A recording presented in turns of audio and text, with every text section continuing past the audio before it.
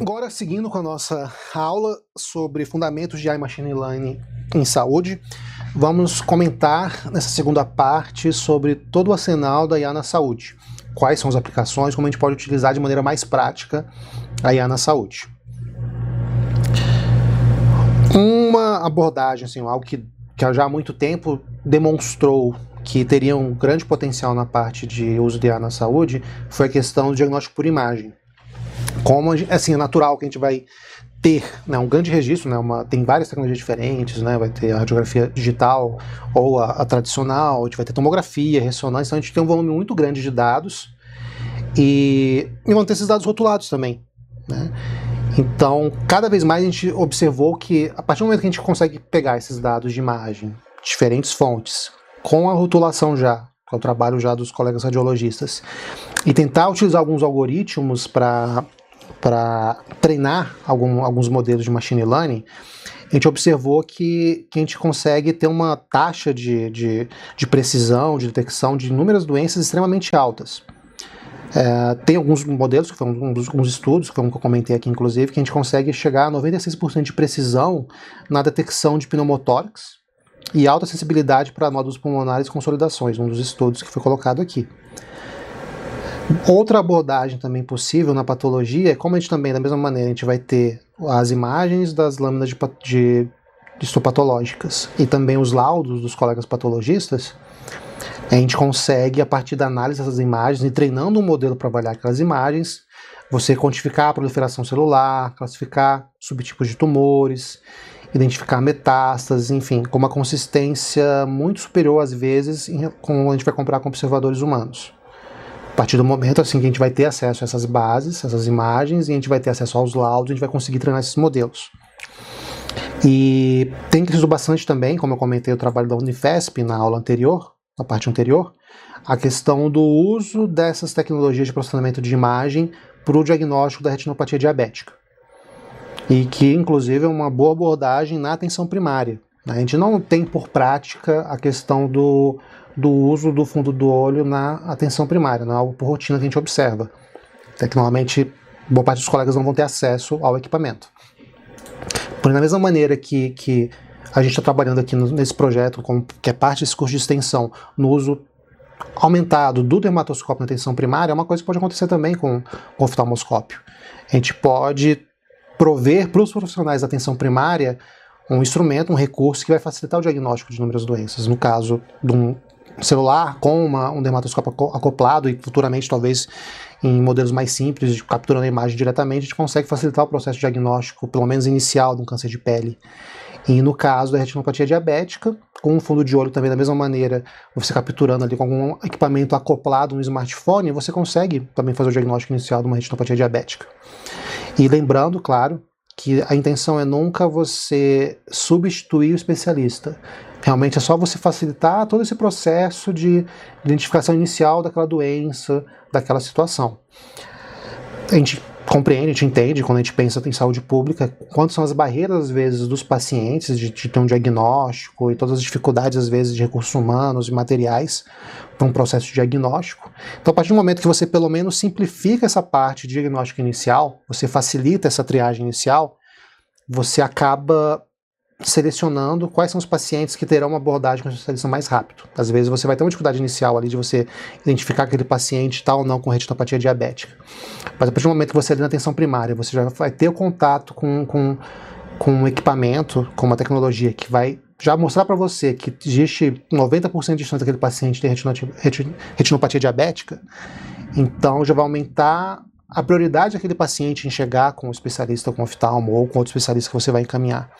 Então, a questão toda de você utilizar essas tecnologias na saúde é você melhorar a questão de regulação também, melhorar o processo de diagnóstico e o quão rápido o paciente vai chegar aos outros níveis de atenção.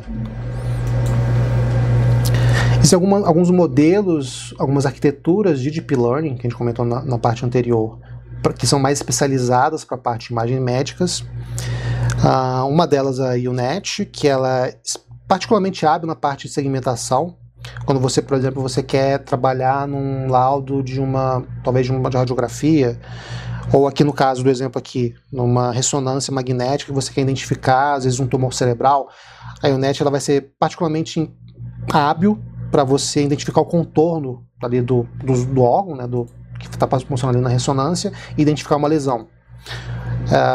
Quando você quer, em algum modelo de classificação, você diferenciar se uma lesão é benigna ou maligna, que é o caso, por exemplo, assim, quando você vai estar capturando uma imagem para identificar se é câncer de pele ou não, a rede residual, que é a ResNet, ela tem um modelo de classificação em construção que ela foi construída exatamente para isso, para você tentar diferenciar se uma lesão ela segue um padrão mais patológico, se ela é maligna ou se é benigna. Então você trabalha com um modelo de classificação de padrões de imagem. Então a ResNet, inclusive, é uma das tecnologias que a gente utiliza nesse projeto aqui na UNB. Uma outra tecnologia importante, que é bem utilizada, até, inclusive talvez uma das mais antigas de uso da IA na saúde, é a questão do processamento de linguagem natural, que é muito sobre você tentar extrair valor dos prontuários. Todo mundo que já teve contato com o sistema de prontuário eletrônico sabe que eles não são feitos, em sua maioria, de maneira tão estratificada, tão organizada. Muitos, inclusive, são campos em branco que o profissional de saúde ele vai lá e registra da maneira que ele quiser, não existe um padrão único. Tem abordagem, às vezes, como a SOAP, né, de subjetivo, objetivo, avaliação, né, e conduta, ou procedimentos, que a gente vai sistematizar uma parte da coleta desses dados. Mas, de maneira geral, são muitos campos abertos e que cada um vai ter seu jeito de escrever, cada um vai ter seu jeito de registrar o atendimento do paciente. Então, muitas vezes não existe um padrão na questão do registro das imagens, do registro dos textos. Então, a partir do momento que você quer pegar um volume imenso de dados, como de prontuário eletrônico, pegar aqueles dados de números, milhares de pacientes e tentar extrair valor daqueles dados, você vai ter que passar em algum momento por um processo de interpretação da linguagem natural. Uma coisa que é importante, que eu acabei comentando e não diretamente, mas não expliquei. Quando a gente pensa em dados, a gente vai ter dois tipos de dados. Vai ter tipos de dados estruturados e não estruturados. Isso eu comentei do prontuário eletrônico, é um dado não estruturado. Ele vai estar ali confuso, vai ser aquela bagunça de texto, sem um padrão específico, que vai estar jogado no prontuário eletrônico. O dado estruturado é aquele dado que já é rotulado. Imagine uma tabela do paciente. Por exemplo, você fez uma tabela com os sinais vitais do paciente.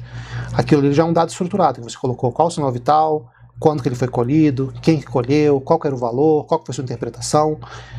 Então aquilo já é um dado estruturado, você criou uma tabela ali. A maneira mais fácil de você entender o que é um dado estruturado é pensar numa tabela. Então é uma tabela ali que já organizou todos os dados. Mas quando você pega um prontuário eletrônico, é totalmente não estruturado, aquela bagunça de texto e tudo mais. E nisso, a IA, com o PLN, o processamento de linguagem natural, ela consegue, através dos algoritmos, fazer com que o computador ele leia, entenda e interprete a linguagem humana.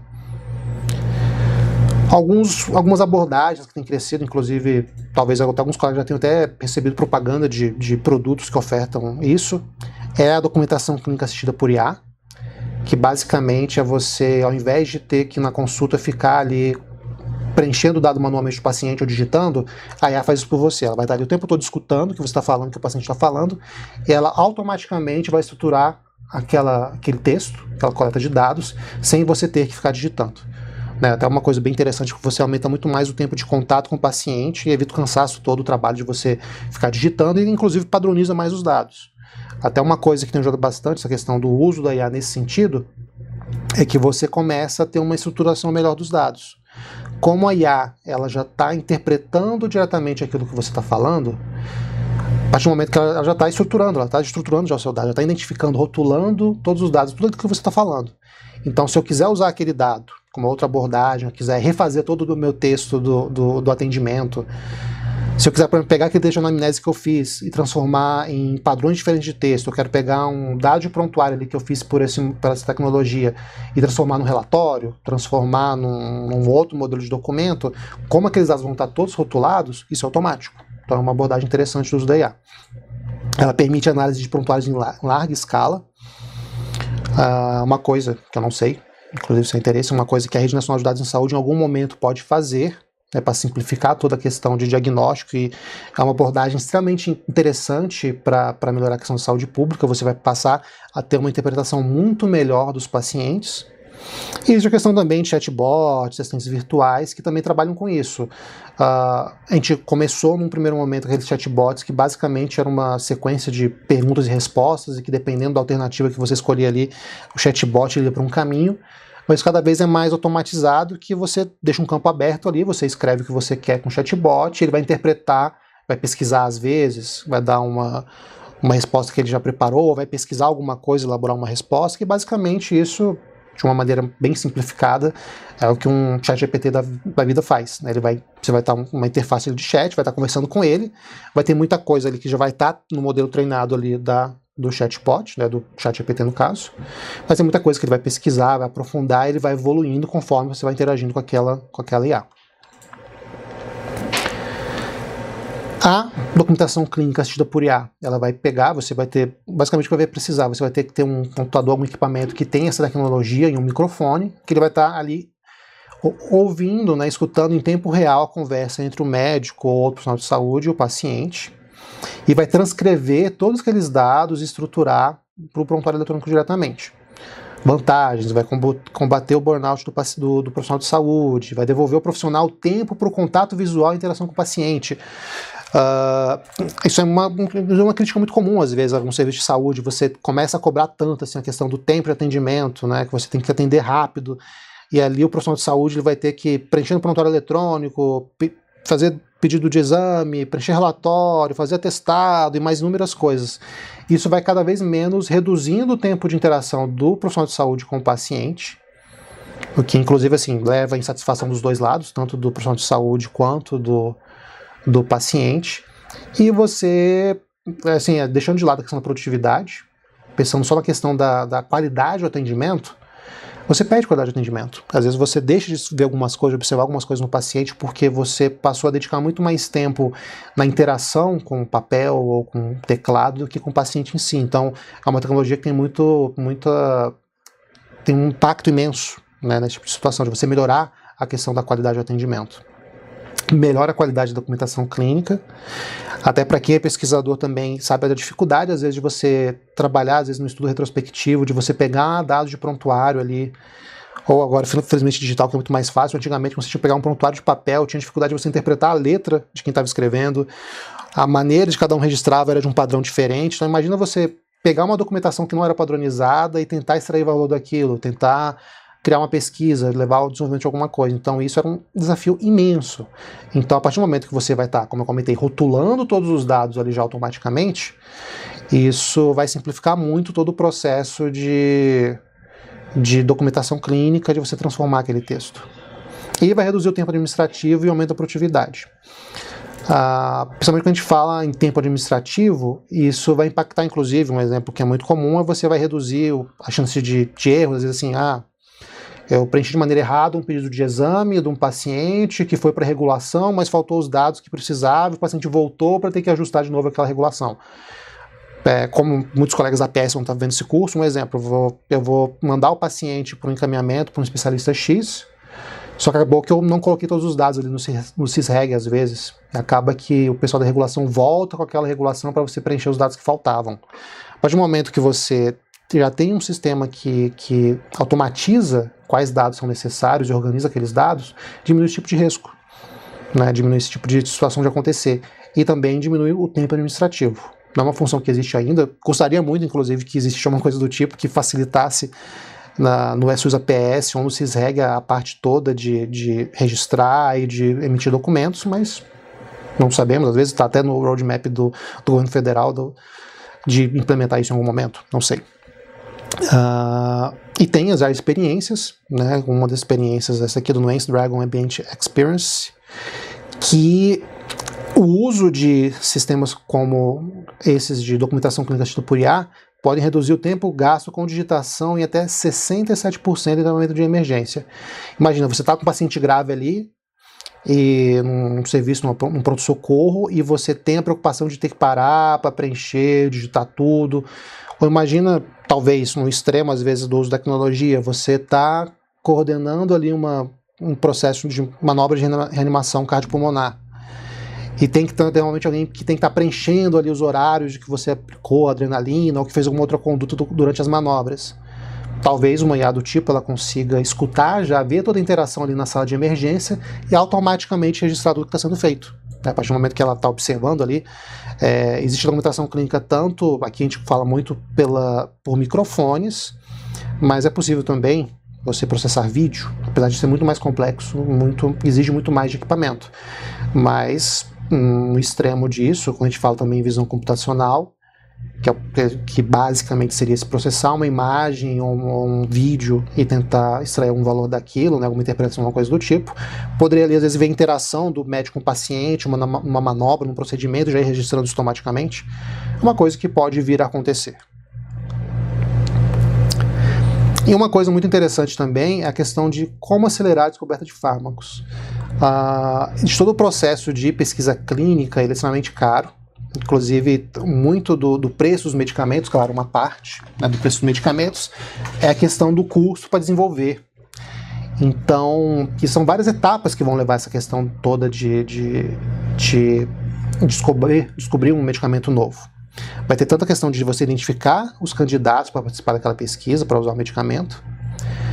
Então, imagina, a partir do momento que você já tem uma IA que vai estar ali classificando, avaliando aqueles pacientes. E você tem uma IA também que vai avaliar os compostos moleculares para pensar qual perfil de paciente ali vai ser vantajoso, vai ser interessante você tentar utilizar aquele medicamento. A gente pode abordar dessa maneira. A questão da previsão de propriedades. Eles conseguem também melhorar a questão de afinidade com os alvos biológicos, eficácia e potencial de toxicidade. Então isso vai reduzir muito o custo e o tempo de desenvolvimento. Você reduz muito e dá mais segurança ao processo todo de desenvolvimento do medicamento. E a questão também do reposicionamento, que é uma coisa muito comum, que ela consegue, a partir do momento que já está ali no mercado, às vezes o medicamento que já faz uso, você identificar que ele tem um outro potencial, algum outro uso para aquele medicamento. Você vai só reinterpretar, né, utilizar um medicamento que já está aprovado, já foi testado, já tem uma segurança comprovada em uma outra situação. É uma coisa que a gente vê muito assim, desde o uso off-label de medicamentos, mas até medicamentos que surgiram por uma aplicação e acabaram sendo utilizados para outras, né? Em um levantamento de dezembro de 2023, mais de 70 medicamentos foram desenvolvidos com assistência de IA, já estão em fase de ensaio clínico, de ensaios clínicos. Então a gente isso já está acontecendo, na verdade, não é algo que ainda vai acontecer. A gente já tem medicamentos que já foram desenvolvidos com assistência de IA e já estão na fase de ensaio clínico. Outro ponto que eu até comentei na parte anterior é a questão da medicina personalizada de precisão. Ela funciona com a ideia, basicamente, de você tornar toda a intervenção, todo o processo de diagnóstico, de terapêutica do paciente específico para ele. A gente sabe que vão ter diferenças genômicas, físicas, comportamentais, inúmeras diferenças de um paciente para o outro. Então imagina você conseguir especificar, assim, padronizar não, na verdade otimizar tanto o processo de tratamento daquele paciente para reduzir riscos, para aumentar a eficácia, e isso é um pouco da abordagem da medicina personalizada. Você parte da integração e análise de dados massivos, né, e heterogêneos. Você vai começar com um grande grupo de dados de prontuário e tudo mais, e você vai começar a criar modelos preditivos cada vez mais individualizados para um perfil muito específico de paciente. Uma das abordagens dessas duas plataformas, que é a Tempus e a Foundation, elas usam IA para analisar o perfil genômico do tumor de um paciente e correlacioná-lo com um banco de dados de resposta a tratamentos.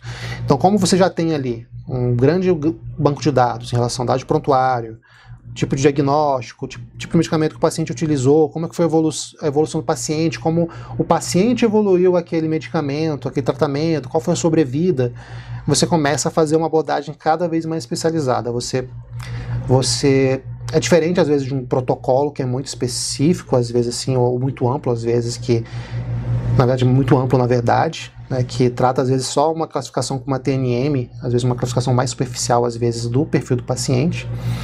Não considera outras características do paciente, às vezes até condições familiares, condições financeiras, outras coisas que podem ser impactantes na questão da adesão ao tratamento e na evolução do paciente, e ele vai individualizar todo o tratamento ou processo terapêutico a partir dessas outras informações também. Então acaba sendo muito mais preciso, muito mais adequado para aquele paciente, né? Então você vai ter, quando a gente pensa unicamente do ponto de vista químico, biológico, nessa parte também de medicina personalizada, Você vai ter uma recomendação de terapia-alvo ou uma imunoterapia, por exemplo, que é uma coisa que tem crescido bastante também no enfrentamento do câncer, com maior probabilidade de sucesso para aquele indivíduo específico. Então, como a gente vai ter uma interpretação melhor, às vezes, até a nível genético, do perfil daquele paciente, do perfil do câncer daquele paciente, e uma interpretação melhor também do medicamento, de quais são as possibilidades, vai aumentar a chance daquilo dar certo. Então, a farmacogenômica, ela já é uma área de pesquisa, né, muito antiga, que avalia como os genes de uma pessoa vão interferir com a resposta ao medicamento. E essa interferência pode acontecer por várias maneiras, né? Às vezes como o medicamento ele é absorvido, como ele é metabolizado, como que são as respostas individuais do paciente em relação ao uso do medicamento. Né? Então, a IA ela é uma das áreas que é uma tecnologia que tem ajudado bastante na questão do desenvolvimento da farmacogenômica, porque a farmacogenômica vai trabalhar com um grupo de dados imenso, né? O DNA por si só é um dado imenso, então você facilita muito a questão da resposta terapêutica a partir que você observa esses padrões nos genes dos pacientes. Uma abordagem extremamente importante, inclusive, que tem um valor grande para a parte de gestão pública, inclusive, é a questão do uso da IA na gestão hospitalar e na otimização de recursos. Um dos desafios, por exemplo, às vezes, que a gente tem a nível de gestão em saúde é a questão do fluxo de leitos, de gestão de leitos. Quanto tempo o paciente vai ficar no serviço, quanto tempo o paciente vai ficar no outro, como você otimizar, às vezes, o paciente ficar menos tempo internado, ter uma passagem mais curta por um leito de TI, alguma coisa do tipo. E com o uso da IA a gente consegue melhorar às vezes isso. A partir do momento que a gente vai ter um modelo ali que vai analisar um grande grupo de dados de prontuário, que já prevê como é que foi a evolução dos pacientes, você consegue prever qual que é o tempo do paciente em cada serviço, quanto tempo ele vai ficar ali internado ou alguma outra situação, e otimizar melhor como é que vai ser o giro de leitos. Por exemplo, eu vou ter uma compreensão melhor de um paciente que entrou na porta de emergência por uma síndrome coronariana aguda, um infarto, ele entrou na porta de emergência, vou ter uma compreensão melhor de quanto tempo é o adequado para ter o atendimento inicial, quanto tempo ele tem que ficar na sala de emergência, para quanto tempo ele vai ter que, às vezes, ir para uma sempre intensiva, uma coisa do tipo. Se ele for para o UTI, quanto tempo ele vai ficar no UTI, qual vai ser o tempo provável de estadia, e em quanto tempo ele vai ter que fazer um outro procedimento, ou ser transferido para um outro serviço, ou voltar para a enfermaria. E com isso eu consigo dar um fluxo melhor de pacientes. Como eu já sei que aquele paciente vai ficar, digamos, 3 dias na UTI, então já vou ter uma previsão ali de que daqui 3 dias aquele leito vai estar livre. Então, para aquele paciente que vai estar chegando agora na porta de emergência, eu já vou saber que talvez nesse dia vai liberar um leito ali na UTI, e com isso eu já vou conseguir, naquela mesma unidade de saúde, o paciente migrar para a UTI daquela mesma unidade de saúde, em vez de ter que ser transferido para um outro hospital. É uma coisa que a gente observa para quem trabalha em serviço de urgência e emergência, que às vezes a gente tem um paciente que dá entrada numa unidade devido a um infarto, evolui com uma complicação, tem indicação de UTI, mas a gente não sabe quanto tempo, nem tem uma previsão de quanto tempo os pacientes que estão na UTI daquele hospital no momento vão ficar lá, vão permanecer lá. E às vezes esse paciente o paciente que deu entrada agora, ele vai ter que sair desse serviço, ir para um outro hospital. Tem toda a questão do transporte, tudo de uma ambulância, de acionar um serviço. Então, a partir do momento que você tem uma previsão melhor, você melhora esse fluxo. Né? Inclusive, tem uma das experiências do Albert Einstein, que ele desenvolveu um sistema que, após a admissão, ele já consegue prever o tempo de permanência do paciente. E com isso vai fornecer ali, um recurso para o gestor entender melhor como é que vai estar o fluxo de leito deles. Né? Inclusive, até se pode ser necessário o aumento do número de leitos, ou diminuição, às vezes, porque é mais raro, que a gente tem uma tendência a aumento da população e complicação dos casos, então tem sido crescente, às vezes, a necessidade de aumento de hospitais, de unidades hospitalares. Mas, pelo menos, eu vou conseguir estimar ali qual que é a minha necessidade de leitos, né, entre cada setor do hospital, ou entre unidades diferentes.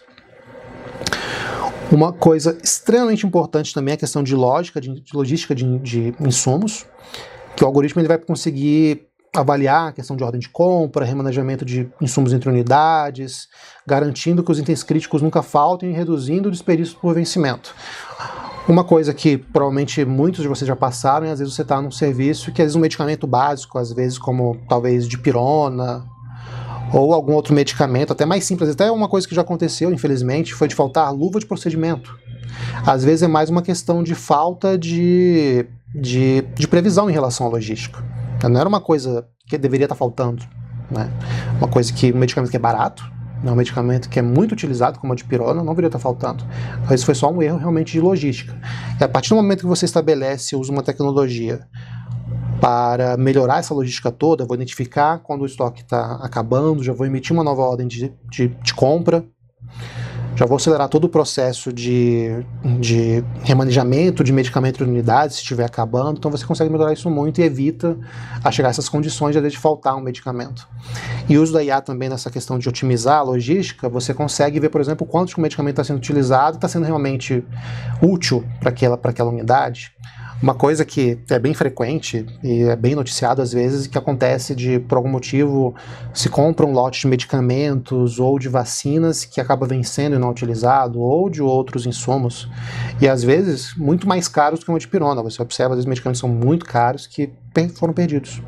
Então, a partir do momento que você usa uma tecnologia para melhorar essa questão da logística, você reduz o custo, diminui a chance daquele medicamento faltar e melhora assim seu paciente.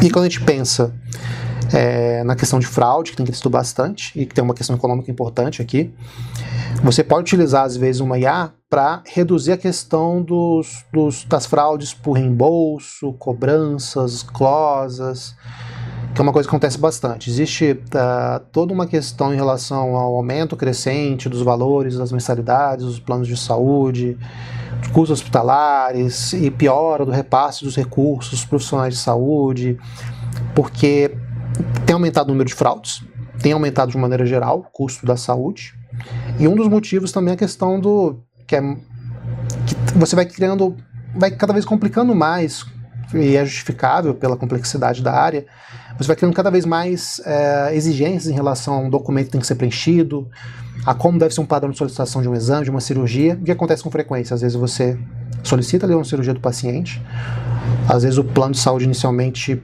aprova, ou uma condição de urgência, você vai fazer a cirurgia mesmo assim, e posteriormente esse procedimento, essa cirurgia, ela vai ser glosada, não vai ser paga, basicamente é isso, não vai ser pago para o hospital ou profissional de saúde, porque não preencheu os requisitos do plano de saúde, uma coisa que é muito comum, né? Então, a partir do momento que você usa uma IA que vai otimizar todo esse processo, você reduz esse tipo de situação acontecer. E como eu comentei que teve a questão toda de você reduzir com a IA o tempo de você digitar um documento, já foi estimado que 30% dos custos em saúde estejam talvez relacionados a tarefas administrativas, muitas das quais podem ser otimizadas ou automatizadas com IA. Então, a partir do momento que você vai usar uma IA ali já treinada para facilitar o preenchimento de um documento, a admissão de um paciente, outras condições, você consegue dar mais tempo, mais investimento para outras coisas mais importantes, às vezes, do que mais profissionais de saúde, mais recursos no hospital, do que você perder tanto tempo, que acontece com frequência com tarefas administrativas. Uma tecnologia que tem crescido bastante, e que inclusive faz parte da abordagem da UNB nesse projeto, é a questão do aprendizado federado. O que acontece? Normalmente a gente trabalha com dados em saúde de maneira muito fragmentada. Trazendo um pouco para o modelo como funciona aqui em Brasília, a gente vai ter uma parte dos dados da atenção primária no SUS-APS, o Sistema de Prontuário da Atenção Primária, uma parte dos dados de prontuário vão estar no TrackCare, que é o sistema de prontuário eletrônico que é utilizado pelos hospitais regionais, sob gestão direta do GDF, e temos algumas unidades ainda que usam outros sistemas de prontuário eletrônico, naquelas unidades que estão sob gestão do IGESDF, que também é um modelo que está sendo adotado aqui em Brasília, que já é adotado há alguns anos, na verdade, que faz a gestão no nosso hospital de base, Hospital de Santa Maria e as UPAs. E é outro sistema de prontuário. E às vezes a gente tem outros sistemas que lidam com a parte de medicamentos, aquisição de materiais, escalas, ponto eletrônico. Enfim, são muitos sistemas diferentes que não se comunicam. E realmente, às vezes, a gente pensava muito anteriormente com a ideia de você centralizar os dados. A solução para isso é você criar um sistema que vai pegar todos esses dados de todos os sistemas e colocar num ponto único, e ali eu vou fazer o que eu quero fazer com os dados. Só que isso é muito complexo em termos de segurança, em termos até de gestão a nível também de aprovação por quem utiliza o serviço, dos gestores. São dificuldades também até técnicas, realmente, de você duplicar a base de dados o tempo todo. Imagina, você vai ter ali gigas, teras de dados num sistema de prontuário eletrônico no hospital, e você replicar essa mesma quantidade de dados no outro sistema só para ter uma base unificada. Fora às vezes que a gente tem a redundância, que os dados já são duplicados, imagina o custo disso em termos de recursos de TI, né, de servidor. Então o que você faz? Você tenta unificar todos esses dados indiretamente. Você cria uma camada de dados federados. Tá? Em vez de você levar os dados até o modelo que você vai treinando, a tecnologia que você vai utilizar, você leva o modelo até os dados. O algoritmo, como funciona? Você estabelece um código, enfim, um algoritmo, que ele vai rodar diretamente no servidor que os dados já estão. Em vez de eu criar um sistema único, que eu vou puxar todos os dados para ele ali, vou criar um mega servidor, que eu vou puxar todos os dados de todos os sistemas de computador que eu comentei, vou lançar no mesmo local e vou rodar o algoritmo ali? Não, eu pego esse código que eu criei, esse algoritmo que eu criei, e peço, vai rodar no servidor do SUSAPS, esse algoritmo vai rodar no sistema do TrackCare, no sistema que o GSDF utiliza, ou no sistema de regulação, no sistema de materiais. Ele roda já de uma maneira que ele vai extrair o valor daqueles dados que eu quero. Às vezes eu tenho um modelo ali que eu quero melhorar a questão, seguindo a questão do curso de diagnóstico de câncer de pele. Vou ter um modelo ali que ele vai já pegar os dados do prontuário eletrônico da atenção primária que eu preciso, né? Às vezes se já teve um diagnóstico, o paciente já reclamou que teve câncer de pele, que teve uma outra lesão, já fez uma cirurgia inclusive. Vou pegar os dados que eu preciso indiretamente, né? A partir do algoritmo está rodando diretamente lá no TrackCare, os dados que eu preciso. O paciente foi atendido pela dermatologia, fez um procedimento cirúrgico. Vou pegar os dados também do sistema de regulação. O paciente já passou por consulta de dermatologia, já fez um procedimento cirúrgico ou está aguardando o procedimento.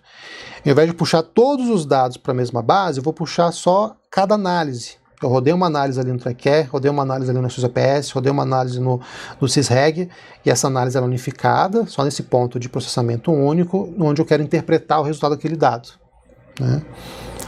Então você vai só o aprendizado do modelo que vai ser enviado para o servidor central. Os dados brutos dos pacientes nunca saem da segurança do hospital. E isso facilita muito a questão, inclusive, de você conseguir ter acesso aos dados, né? Realmente é compreensível, às vezes, de quem faz gestão, de quem é o responsável técnico por um sistema de prontuário, de alguém chegar e falar, não, eu preciso acessar seus dados por um motivo X, e eu preciso que você faça uma cópia desses dados para a minha base. É complexo, existem muitos riscos, né, realmente, num processo do tipo de migração dos dados, ou de migração constante, né, de sincronização. Então é muito mais fácil, muito mais seguro você rodar um algoritmo em cada base de dados, em cada sistema, e ao final esses dados tratados, esse modelo já, esse aprendizado, ele vem para um servidor central. E esse é basicamente o que seria um aprendizado federado. Uma tecnologia que está crescendo bastante, que tem ou não tem relação com IA, pelo menos assim, atualmente tem crescido o uso de IA associada a ela, é a computação quântica. De maneira muito simples, ela passa a tratar os dados de uma maneira mais próxima do que a gente observa na natureza, de maneira quântica. Acaba que quando a gente pensa na computação tradicional, que é a computação binária de 0 1, de maneira bem simples, ela foi simplesmente uma maneira que a gente criou de conseguir lidar com os dados, né, de uma maneira mais simples, que não existe tanto recurso, só que é uma maneira que ela é muito distante do que acontece na natureza. Quando a gente pensa, às vezes, numa situação como você quer desenvolver um medicamento, ou você quer trabalhar com genes, ou coisas muito em escala muito pequena, acaba sendo necessário, às vezes, você lidar com outros, tem um salto, né, realmente uma mudança de como você faz a computação, e por isso surge a computação quântica. Ela muda a maneira como a gente interpreta os dados que são coletados, e uma coisa que é importante falar é que ela não é uma melhora, não vai ter um poder de processamento melhor. Para o que ela se propõe, ela é melhor. Em quais condições, por exemplo, que vai ser muito útil a questão da computação quântica? O design de novo medicamento com eficácia e segurança muito maiores, porque ela já facilita um dos desafios, por exemplo, do desenvolvimento de medicamentos, que é a questão da dobra de proteínas, composição das proteínas. Quando você usa uma abordagem quântica, fica muito mais fácil você fazer essa avaliação. Também é importante falarmos sobre o ecossistema global e qual que é o papel da OMS, Unesco e da Organização do Comércio em relação à questão do uso da IA. A OMS ela publicou em 2021 um relatório sobre a questão da ética e da governança digital e da inteligência artificial. que estabelece alguns princípios norteadores em relação a como a gente vai lidar com essa tecnologia. Alguns pontos importantes desse relatório são a questão da proteção da autonomia humana, a promoção do bem-estar e da segurança, a garantia de transparência, o fomento à responsabilidade, a garantia de inclusividade e equidade e a promoção de uma IA responsiva e sustentável, que são realmente, assim, todos pontos extremamente importantes dessa questão da utilização da IA para a saúde, mas são todos pontos bem complexos, né? Principalmente quando a gente tenta analisar sobre essa ótica da velocidade da evolução da IA. É excelente que realmente a IA está evoluindo de maneira rápida e as possibilidades de aplicação, mas realmente algumas dificuldades da regulação e da questão da ética acompanhar essa mesma velocidade, que é um desafio que a gente tem enfrentado recentemente. A Unesco, ela também criou uma norma global sobre a ética da IA, que deve ser seguida por todos os Estados-membros. Ela enfatiza a necessidade de supervisão humana para minimizar os vieses, a inclusão de profissionais de saúde como especialistas de domínio e a primazia da decisão humana no diagnóstico e tratamento.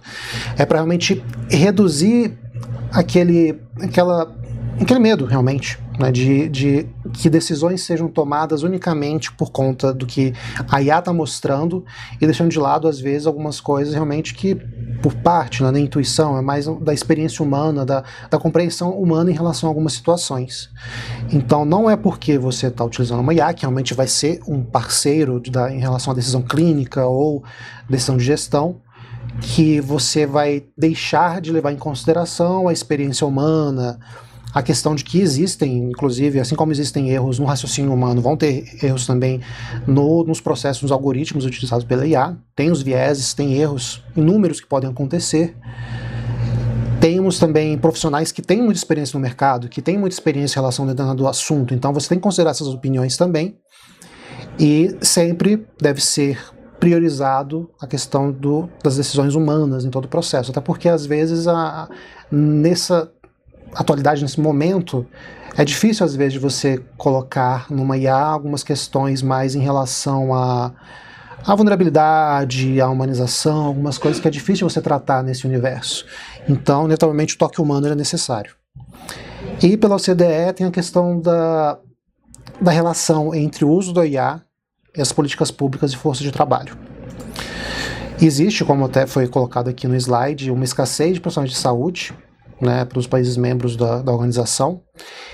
E a IA ela pode ser utilizada realmente como uma solução para tentar aumentar a produtividade dos profissionais, fazer com que a gente tenha uma abordagem mais centrada nas pessoas, mas ao mesmo tempo existe um medo, né, um receio em relação a até que ponto você não vai deixar de resolver problemas crônicos, por exemplo, assim, essa questão da escassez de profissionais, tentando aumentar também esse número de profissionais disponíveis, e não só aumentar a produtividade forçosamente dos profissionais que atualmente estão atuando. Então você tem que ter um equilíbrio, você tem que tentar resolver um problema que já existe, que é a escassez de profissionais, tentando levar a que tenham novos profissionais, melhorar questões de educação e outras questões, e utilizar a IA realmente para minimizar os problemas atuais em relação à escassez, melhorar a produtividade, mas não também ter um aspecto negativo em relação à força de trabalho, de burnout, ou de você sobrecarregar muitos profissionais que estão atuando. Então você tem que ter esse equilíbrio. E esse realmente